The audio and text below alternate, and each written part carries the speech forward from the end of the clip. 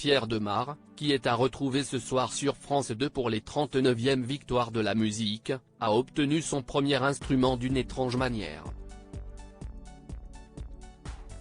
L'artiste belge en parle dans la dernière édition du JDD. Les 39e victoires de la musique auront lieu ce vendredi 9 février 2024, en direct de la scène musicale sur France 2 et France Inter. Un an après avoir été récompensé de la victoire de la révélation masculine, Pierre Demar se retrouve cette fois-ci propulsé dans la catégorie artiste masculin.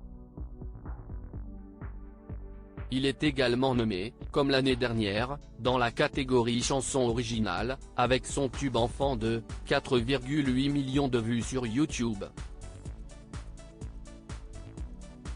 Nos confrères du journal du dimanche se sont entretenus avec lui, en marge de cet événement.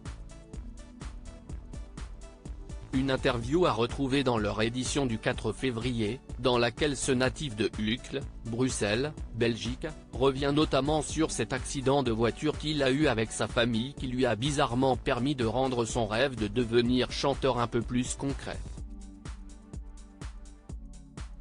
Mon père est juriste, et ma mère architecte. Je suis le cadet de leurs 3 enfants, a-t-il expliqué dans un premier temps. Avant d'ajouter, ils ont su me donner confiance pour choisir ce que je voulais faire en toute liberté. J'ai ainsi acquis mon premier instrument de manière incongrue. Nous roulions en voiture lorsqu'un chauffard nous a roulé dessus en face. Heureusement, nous n'avons rien eu mais il y a eu un délit de fuite. Une indemnité nous a été accordée à l'issue du procès. Moi, j'avais 12 ans et 12 000 € me revenaient. Puis de conclure, plutôt que de bloquer la somme sur un compte en banque jusqu'à ma majorité, mes parents ont eu l'intelligence et la bienveillance de me donner cet argent pour que je ne fasse bon usage. Si est ainsi que j'ai acheté ma première batterie.